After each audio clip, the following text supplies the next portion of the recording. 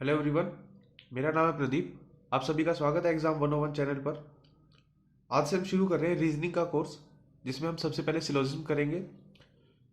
तो ये बैंकिंग के लिए बहुत ही ज़रूरी है, एसएससी में भी आता है एग्जाम्स में। तो हम बिल्कुल बेसिक से करेंगे और पूरा डिटेल में। कई वीडियोस में ये कंप्लीट होगा ये चैप्टर। ठीक है, उसके बाद आगे के जो चैप्टर्स हैं वो करेंगे, लेकिन सबसे हम जो शुरू कर रहे हैं वो कहाँ से कर रहे हैं? सिलोजिज्म से। तो चलिए शुरू करते हैं सिलोजिज्म।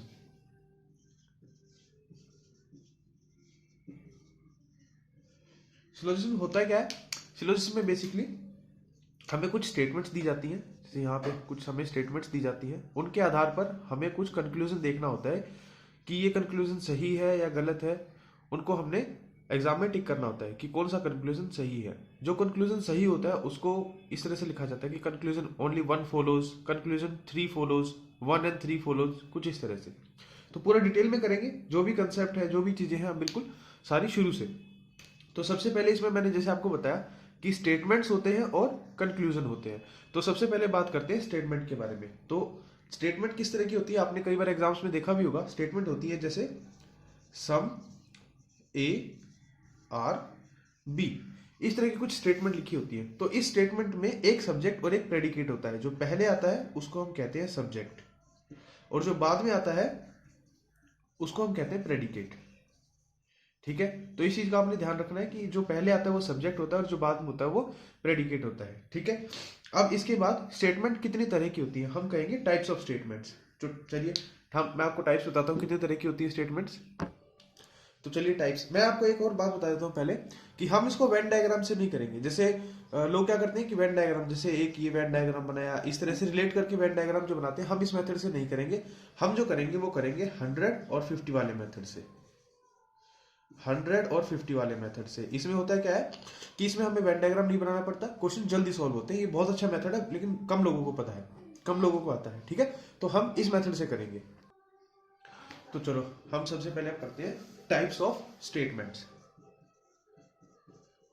बेसिकली चार तरह की होती है, फिर बाद में उन्हीं को घुमा फिरा के तोड़ मरोड़ के और ज्यादा तरह की स्टेटमेंट्स बनाई जाती है। सबसे पहले देखी जाती है, सबसे पहले होती है ए टाइप स्टेटमेंट।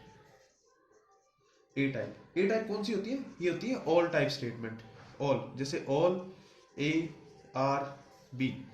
जैसे मैंने आपको बताया 150 का मेथड करेंगे। तो 150 मेथड में क्या होता है कि जो स्टेटमेंट्स दी जाती हैं उसमें हम, जैसे स्टेटमेंट्स दी जाती हैं उसमें हम मानते हैं कि इनकम कितनी है, इनकम कितनी है। ठीक है, उसमें जो भी चीजें दी जाती है सब्जेक्ट और प्रेडिकेट में, उनकी हम इनकम मानते हैं, और जो कंक्लूजन है उसके हिसाब से फिर उनका एक्सपेंस यानी कि खर्चा हम चेक करते हैं। ठीक है, तो जो 150 मेथड है उसमें इस तरह से होता है। तो यहाँ पर ए टाइप स्टेटमेंट में इनकी इनकम कितनी मानी जाएगी? ए की इनकम मानी जाएगी 100 और बी की मानी जाएगी 50। आपको एक और बात याद रखनी है कि ये एक पॉजिटिव स्टेटमेंट है। कैसी स्टेटमेंट है?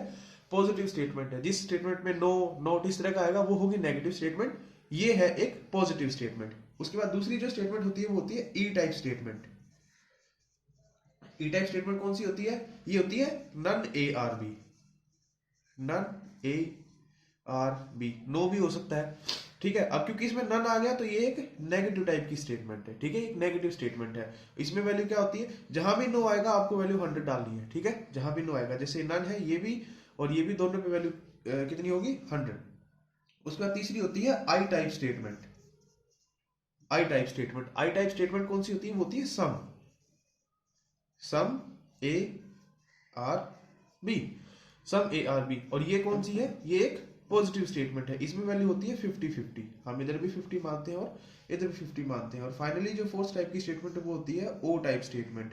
ओ टाइप स्टेट, ये सिर्फ स्टेटमेंट्स के नाम दे रखे हैं ताकि हमें हर बार ए ऑल ए आर बी ना लिखना पड़े। हम सिंपल ए ई ये सब लिख के काम चला लें। तो एक तरह से हमने थोड़ा सा इनका कह सकते हैं कि शॉर्टकट बना रखा है या शॉर्ट फॉर्म बना रखी है बस। ठीक है, ओ टाइप होती है some not, some A are not B.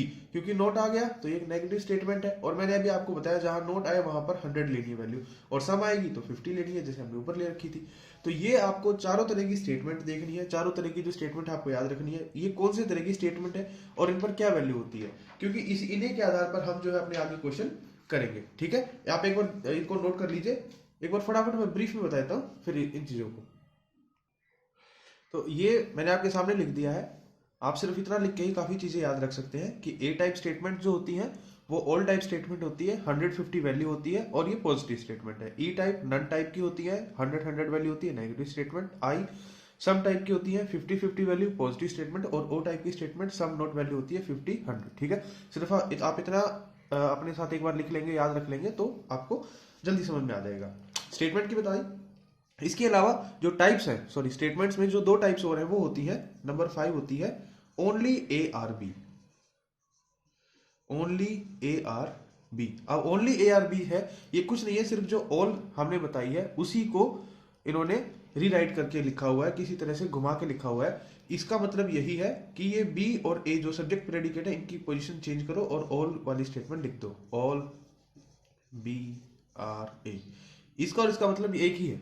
ठीक है, तो अल्टीमेटली जब ऑल वाली पॉजिटिव स्टेटमेंट है तो ये भी पॉजिटिव ही रही होगी। ठीक है, ये स्टेटमेंट भी पॉजिटिव ही रहेगी। उसके बाद जो 6 टाइप की है, ये आजकल बच्चों को ज्यादा कंफ्यूज कर दिया है, एग्जाम्स में ज्यादा आती है, बैंकिंग में ज्यादा आती है। यह है only a few A are B. A are B में कुछ भी हो सकता है, कैट डॉग कुछ भी, जैसे एग्जाम में कुछ भी आप देख सकते हैं, कुछ भी डाल देते हैं, तो only a few A are B. तो ये जो स्टेटमेंट है ये ना ही पॉजिटिव है, ये ना ही नेगेटिव है, ये दोनों स्टेटमेंट है। ठीक है, ये दोनों स्टेटमेंट है, क्योंकि ये दोनों स्टेटमेंट्स को कंक्लूड करके बना रखी है, मिक्स करके बना रखी है। कि इसका मतलब है, इस स्टेटमेंट का जो मतलब है वो है सम ए आर बी और some A are not B. Only a few का मतलब क्या है कि सिर्फ थोड़े से ही ए जो है वो बी की तरफ जाएंगे, बाकी नहीं जाएंगे। जो तो थोड़े से जाएंगे वो इधर से होंगे और जो थोड़े से नहीं जाएंगे वो इस तरफ होंगे। तो ये एक पॉजिटिव स्टेटमेंट है, ये एक नेगेटिव स्टेटमेंट है। इसीलिए हम कह सकते हैं इन दोनों को मिक्स करके जो स्टेटमेंट बनाई है वो पॉजिटिव भी है और वो नेगेटिव भी है। अब इसको यूज कैसे करेंगे, जब हम इसके क्वेश्चन करेंगे। मैं पहले आपको सिंपल क्वेश्चंस की प्रैक्टिस कराऊंगा, ओनली ए फ्यू वाले क्वेश्चंस जो है मैं आपको बाद में कराऊंगा, ताकि आपको समझने में आसानी रहे। ठीक है, तो इस चीज का ध्यान रखिए कि only a few positive statement भी है, नेगेटिव स्टेटमेंट भी है। अब वैल्यू क्या होंगी, जैसे ये ऑल बी आर ए है, इस पे वैल्यू होगी 100, इस पे तो होगी 50। इसी तरह से हम यहां देख सकते हैं ओनली के केस में ये डायरेक्ट हम 50 और 100 वैल्यू डाल सकते हैं और पॉजिटिव स्टेटमेंट होगी। लेकिन इस केस में क्या होगा, ओनली ए फ्यू जैसे है, only few A are B. तो ओनली के केस में हम इसको चाहे सम ए आर बी लिखे या सम ए आर नॉट बी लिखे, ए पर तो वैल्यू हमेशा 50 रहेगी, और जो बी है, बी पर वैल्यू अगर हम लिखते हैं सम ए आर बी तो 50 हो जाएगी। अगर हम लिखेंगे सम ए आर नॉट बी तो 100 हो जाएगी। अगर 50 होगी तो ये पॉजिटिव स्टेटमेंट है, 100 होगी तो नेगेटिव स्टेटमेंट है। आप समझ पाएंगे काफी अच्छे से जब हम इनको आगे हम इनके ऊपर प्रैक्टिस करेंगे क्वेश्चंस की। ठीक है, तो अभी के लिए सिर्फ ये 6 तरह की स्टेटमेंट्स याद रखिए। अब हम आते हैं कंक्लूजन्स पर। कंक्लूजन्स दो तरह के हो सकते हैं, एक तो हो सकता है डायरेक्ट कंक्लूजन और एक हो सकता है इनडायरेक्ट कंक्लूजन। मैं काफी अच्छा एग्जांपल देके बताता हूं, आपको अच्छे से समझ आएगा। देखिए, हमारे पास मान लीजिए दो स्टेटमेंट है कि सम ए आर बी, और दूसरी स्टेटमेंट है ऑल बी आर सी। आपको इसी तरह से दिखती है स्टेटमेंट्स एग्जाम्स में जब आप सिलेबस पढ़ते हैं। तो अगर मैं ए और बी का रिलेशन बताऊं तो मैं एक ही स्टेटमेंट से बता सकता हूं ये डायरेक्ट रिलेशन है। अगर मैं बी और सी का रिलेशन बताऊं तो मैं डायरेक्ट बता सकता हूं ये भी एक डायरेक्ट स्टेटमेंट, डायरेक्ट कंक्लूजन है। तो डायरेक्ट मैंने बताया, अगर आप ए से बी का रिलेशन निकालते हैं तो डायरेक्ट कंक्लूजन, बी से सी का रिलेशन निकालते हैं तो डायरेक्ट कंक्लूजन। लेकिन अगर मैं कहूं कि सम ए आर सी, तो आपको एक ही स्टेटमेंट में ए और सी नहीं दिखेंगे, नहीं दिखेंगे ना। आपको एक ही स्टेटमेंट में, इसको अगर मैं कंक्लूजन मान लेता हूं, आपको एक ही स्टेटमेंट में ए और सी नहीं दिखेंगे। तो आपको ए और सी निकालने के लिए एक और दो दोनों स्टेटमेंट का सहारा लेना पड़ेगा। ये स्टेटमेंट, ये कंक्लूजन है। आपको ये कंक्लूजन निकालने के लिए, ये अगर कंक्लूजन अगर आप निकालना चाहते हैं तो आपको ए और सी दोनों चीजों का सहारा लेना पड़ेगा। तो ये होगा इनडायरेक्ट कंक्लूजन। ठीक है, तो मैंने आपको स्टेटमेंट्स बताई, 6 तरह की होती हैं, कौन सी पॉजिटिव होती है, कौन सी नेगेटिव होती है, क्या वैल्यू होती है उनकी। उसके बाद मैंने आपको कंक्लूजन बताया कि कौन सा डायरेक्ट होता है, कौन सा इनडायरेक्ट होता है। डायरेक्ट कंक्लूजन जो एक ही स्टेटमेंट में सब्जेक्ट प्रेडिकेट से हम निष्कर्ष निकालते हैं, और इनडायरेक्ट कंक्लूजन जो दो या दो से ज्यादा स्टेटमेंट्स का यूज करके हम निकालते हैं। ठीक है, अब एक चीज आपको याद रखनी है कि अगर स्टेटमेंट पॉजिटिव है तो उसका कंक्लूजन भी पॉजिटिव ही होगा। डायरेक्ट की बात कर रहा हूं, डायरेक्ट स्टेटमेंट। ठीक है। अगर स्टेटमेंट नेगेटिव है तो उसका कंक्लूजन भी नेगेटिव ही होगा, ठीक है। स्टेटमेंट पॉजिटिव तो कंक्लूजन पॉजिटिव, स्टेटमेंट नेगेटिव तो कंक्लूजन नेगेटिव। अब इस चीज का आप यूज बहुत ज्यादा करेंगे अगर आप डायरेक्ट कंक्लूजन निकाल रहे हैं। तो मैंने जैसे आपको बताया कि हम इनकम और एक्सपेंस चेक करते हैं, ठीक है। तो इनकम देखकर हम एक्सपेंस चेक करेंगे। जैसे यहाँ पे किसकी कितनी इनकम है, अगर वो उससे ज्यादा एक्सपेंस दिखा रहा है कंक्लूजन में तो मतलब वो नहीं कर सकता, गलत है। जैसे किसी की इनकम अगर 100 है तो वो एक्सपेंस में 100 भी कर सकता है और 50 भी कर सकता है। लेकिन अगर किसी की इनकम ही 50 है तो वो 100 रुपए का एक्सपेंस खर्चा कैसे कर सकता है। तो इस चीज का हमने ध्यान रखना है कि इनकम एक्सपेंस हम यूज करेंगे, लेकिन उससे पहले हम ये जरूर देखेंगे कि पॉजिटिव का कंक्लूजन पॉजिटिव और नेगेटिव स्टेटमेंट का कंक्लूजन नेगेटिव, ठीक है। इन चीजों का अगर ध्यान रखेंगे तो हमारा जो क्वेश्चन है वो बहुत जल्दी सोल्व होगा, ठीक है। अब मैं आपको कुछ एक दो एग्जांपल देके बताता हूं, चलिए। अब मान लीजिए मेरे पास एक स्टेटमेंट लिखी हुई है कि ऑल टीचर्स आर वर्कर्स, कुछ भी मान लीजिए, ठीक है। ये स्टेटमेंट है। इसके आधार पर अब हमें कंक्लूजन निकालना है। तो कंक्लूजन कौन कौन से हो सकते हैं, हम सभी स्टेटमेंट लिख लेते हैं, उसके आधार पर हम कर सकते हैं। तो कंक्लूजन में हम ये लिख सकते हैं कि all workers are teachers, all some workers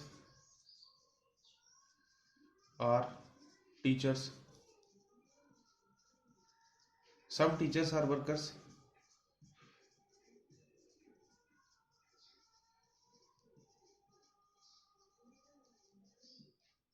none teachers are workers,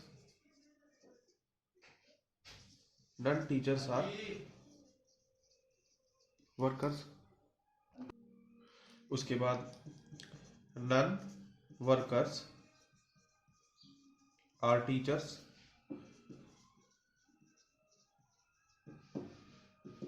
ठीक है। उसके बाद some teachers are not workers। और एक और बताता हूं आपको, all teachers are workers, ठीक है।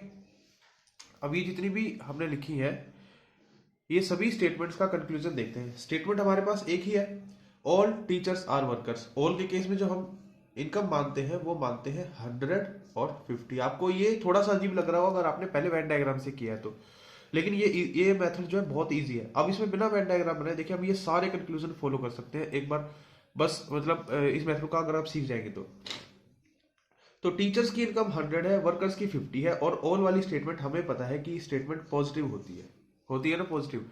तो इसके आधार पर जितनी भी कंक्लूजन होंगे वो सब पॉजिटिव होंगे। तो जितनी भी नेगेटिव जो स्टेटमेंट्स होंगी इसमें कंक्लूजन में, जितने भी नेगेटिव कंक्लूजन होंगे वो सभी गलत होंगे। तो ये देखिए, नॉट तो हम डायरेक्ट गलत कर सकते हैं, नन ये गलत कर सकते हैं, नन ये गलत कर सकते हैं। इनकी जितने भी नेगेटिव है वो तो हमने खत्म कर दिए। अब पॉजिटिव चेक करना है। तो अगर किसी की इनकम 100 है, हम कर रहे हैं 150 मेथड, तो 150 मेथड में दो ही वैल्यू होंगी, या तो होगी 100 या होगी 50। तो अगर किसी की इनकम 100 है, अगर किसी की इनकम इधर दिख रहा है, इधर दिख देता हूं, अगर किसी की इनकम 100 है तो वो 100 भी खर्च कर सकता है, 50 भी खर्च कर सकता है। अगर किसी की इनकम ही 50 है तो वो 50 ही खर्च करेगा, 100 खर्च कर ही नहीं सकता।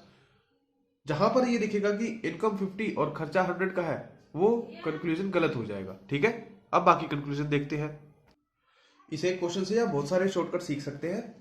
देखिए, अब हमें पता है कि जो 100 अर्न कर रहा है वो 100 भी खर्च कर सकता है, 50 भी खर्च कर सकता है। तो क्या मुझे टीचर का खर्चा चेक करने की जरूरत है? जब मैंने ये सारी स्टेटमेंट्स अलग ही निकाल दी, जो पॉजिटिव है वही रखी, जो नेगेटिव है वो हमने हटा दी। तो पॉजिटिव स्टेटमेंट का मतलब है कि पॉजिटिव का कंक्लूजन पॉजिटिव ही होगा। अब जो हम कंक्लूजन सही या गलत देखेंगे वो सिर्फ इनकम और एक्सपेंस के हिसाब से देखेंगे। तो मेरी बात ध्यान से सुनिए, अगर किसी की इनकम 100 है तो क्या मुझे उसका खर्चा चेक करने की जरूरत है? उसके पास पूरी आजादी है, वो 100 करे या 50 करे खर्च, वो उस केस में कंक्लूजन ठीक होगा। लेकिन जिसके पास जिसके पास इनकम 50 है वो 100 खर्च नहीं कर सकता, तो उसका मुझे एक्सपेंस चेक करने की जरूरत है। तो ये चीज याद रखिए, अगर किसी की इनकम 100 है तो उसका खर्चा चेक नहीं करते। अगर किसी की इनकम 100 है तो उसका खर्चा चेक नहीं करते। यहां पर टीचर है हम नहीं चेक करेंगे, यहां पर टीचर है हम नहीं चेक करेंगे, यहां पर टीचर है हम नहीं चेक करेंगे। दूसरी बात, अगर किसी की इनकम 50 है उसका हम खर्चा चेक करेंगे, क्योंकि हो सकता है कंक्लूजन में कहीं पे खर्चा 100 बन रहा हो, उसके आधार पर हमें वो कंक्लूजन गलत करना होगा। तो अगर किसी का जो इनकम है वो 50 है उसका खर्चा चेक करेंगे, किसी की जो इनकम है वो 100 है उसका खर्चा चेक नहीं करेंगे।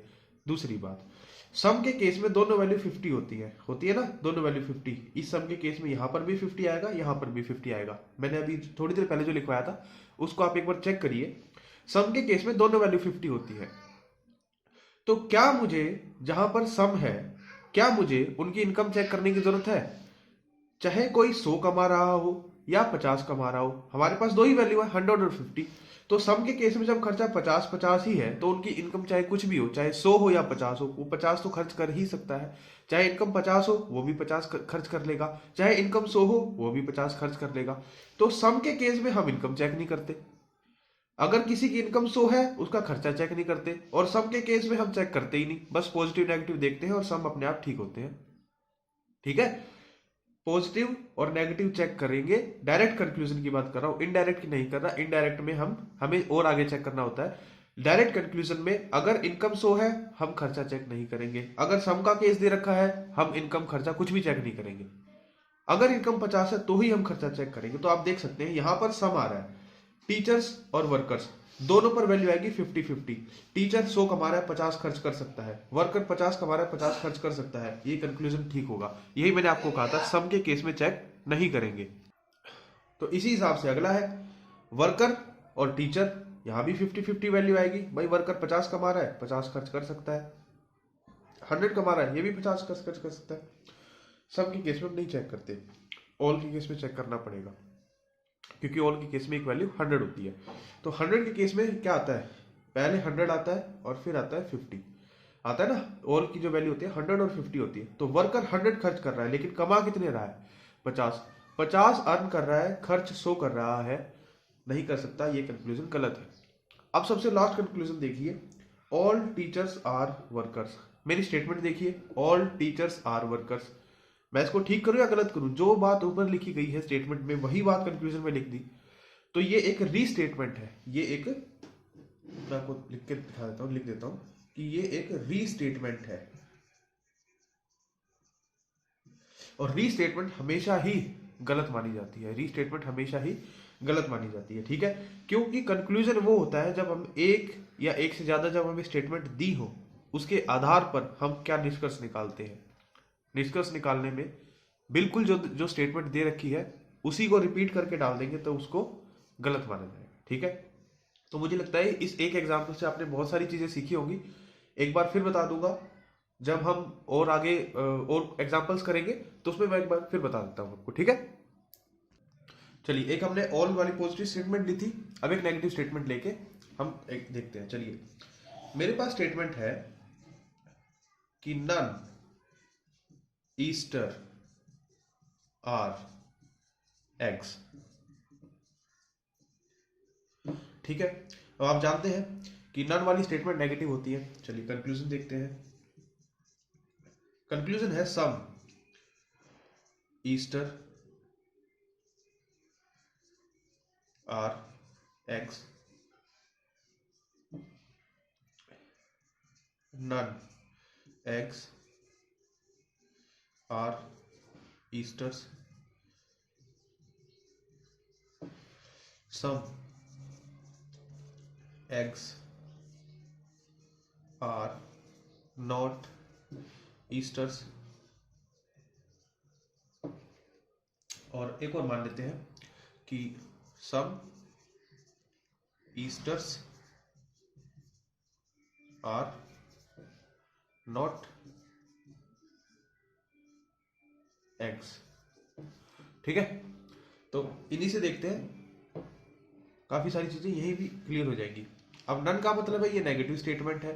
सबसे पहला काम, नेगेटिव स्टेटमेंट है तो कंक्लूजन भी नेगेटिव ही मिलना चाहिए। ये सम पॉजिटिव होता है, नन नेगेटिव होता है, नन नेगेटिव होता है, और सम नॉट ये भी, जैसे ये सम नॉट है ये भी नेगेटिव, सम नॉट ये भी नेगेटिव। तो हम सिर्फ देख के ये कह सकते हैं कि ये कंक्लूजन गलत है। उसके बाद अब करेंगे इनकम एक्सपेंस चेक। नन के केस में क्या होता है, जहां भी नन दिख जाए, नो दिख जाए, दोनों वैल्यू 100 होती है। तो यहां पर और यहां पर, ईस्टर पर और एक्स पर, दोनों पर वैल्यू 100 है।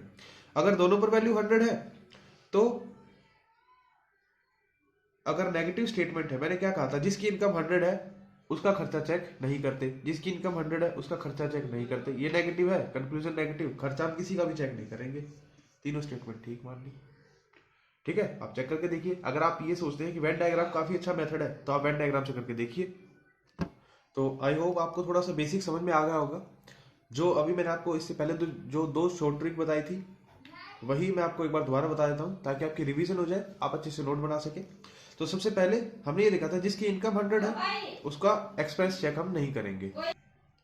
क्यों? क्योंकि जिसकी इनकम 100 है वो खर्चा 100 भी कर सकता है, 50 भी। और कंक्लूजन में अगर सम होगा उसका एक्सपेंस चेक नहीं करना। क्यों? क्योंकि सम में दोनों का एक्सपेंस होता है 50-50, और इनकम चाहे 100 हो या 50 हो वो खर्चा कर सकता है। ठीक है, तो मैं आज की वीडियो में मैंने काफी धीरे से कराया है, एक एक चीज को दो तीन चीज मैं रिपीट किया था कि आपको बेसिक अच्छे से समझ आ जाए। ये मेथड जो है लोगों के लिए नया है, हालांकि बहुत सारे लोगों को आता भी होगा, लेकिन ज्यादातर अप्रोच जो स्टूडेंट्स रखते हैं वो रखते हैं इसकी वेन डायग्राम से। लेकिन ये मेथड ज्यादा इफेक्टिव है, टाइम सेविंग है। ठीक है, तो इसीलिए मैं बेसिक बनाने में मैंने थोड़ा सा फोकस किया है। जो हम आगे जो वीडियो करेंगे उसमें हम इनडायरेक्ट कंक्लूजन्स देखेंगे और उसमें क्वेश्चंस की प्रैक्टिस ज्यादा करेंगे। ठीक है, अभी मैं एक क्वेश्चन आपको दे रहा हूं, वो आपको होमवर्क है, आपको करना है, उसका आंसर कमेंट बॉक्स में डालना है। ठीक है, चलिए ये जो क्वेश्चन है ये आपको होमवर्क में दिया है मैंने। ठीक है, इसका आंसर कमेंट बॉक्स में करिए, स्क्रीनशॉट ले सकते हैं इसका अभी। ठीक है, उसके बाद मैं माफी चाहूंगा अगर आपको बैकग्राउंड में कुछ शोर सुनाई दिया हो या आपको जो पिक्चर क्वालिटी अच्छी नहीं दिया हो। मेरे पास अभी इतना सामान अवेलेबल नहीं है अच्छे से वीडियो बनाने का, डिजिटल बोर्ड वगैरह। तो मैं लेकिन पढ़ाना चाहता हूँ बच्चों को। बहुत सारे ऐसे बच्चे हैं जो फीस नहीं अफोर्ड कर सकते, कहीं कोचिंग नहीं ले सकते, तो ऐसे बच्चों की मैं हेल्प करना चाहता हूँ। और मैं चाहता हूँ कि वो अच्छे से पढ़ें और अपना सिलेक्शन किसी अच्छी जगह पर ले पाए। ठीक है, तो बिल्कुल माफी चाहूंगा अगर आपको बैकग्राउंड में साउंड जो है कुछ डिस्टर्बेंस आ रही हो या आपको वॉइस क्लियर ना हो। मैं कोशिश करूंगा और अगली वीडियो से थोड़ा सा अच्छा साउंड दे पाऊंगा आपको। ठीक है, और हम जो आगे वीडियो करेंगे उसमें थोड़ा सा और एग्जांपल्स ज्यादा करेंगे। ठीक है, क्योंकि आज बेसिक था, फर्स्ट वीडियो थी, इसलिए थोड़ा सा मैंने धीरे से कराया। आगे की वीडियोस में आप अच्छे से एग्जाम्पल देख पाएंगे। चलिए मैं कोशिश करता हूँ कि आप लोग अच्छे से सीख पाए बिल्कुल बेसिक से। इसी के साथ वीडियो खत्म करते हैं, मिलते हैं अगली वीडियो में। चैनल को लाइक सब्सक्राइब जरूर करिए।